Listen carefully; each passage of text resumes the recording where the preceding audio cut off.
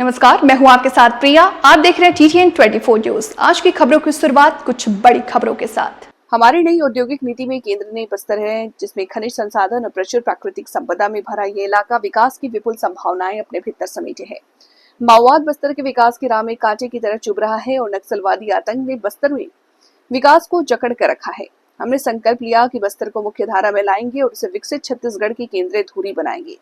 हमारे बहादुर जवानों और बस्तर वासियों ने साहस और दृढ़ संकल्प से माओवाद का मुकाबला किया और आज बस्तर माओवाद के काले इतिहास को मिटाकर निवेश का स्वर्णिम अध्याय लिखने की राह पर आगे बढ़ रहा है।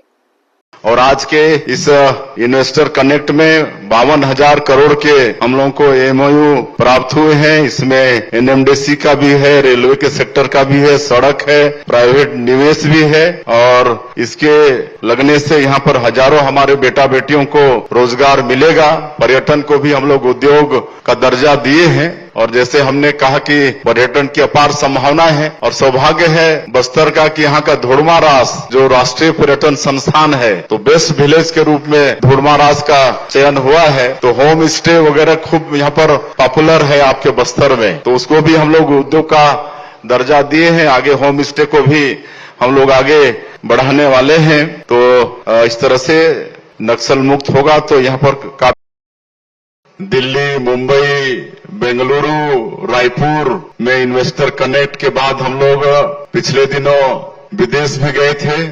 जापान में भी टोक्यो और ओसाका और साउथ कोरिया के सियोल में यहाँ भी इन्वेस्टर कनेक्ट का आयोजन हुआ था।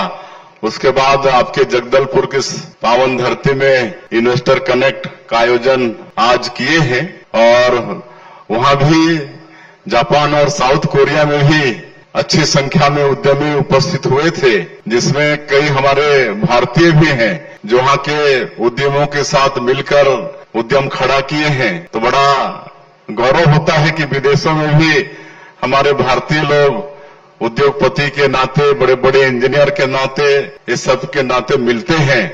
तो वास्तव में गौरव होता है और तीनों जगह के इन्वेस्टर कनेक्ट में बहुत अच्छी चर्चा हुई है। हम लोग की नई उद्योग नीति की प्रशंसा भी हुई है और 6 एमओयू भी हुए हैं। ओसाका में वर्ल्ड एक्सपो का आयोजन था।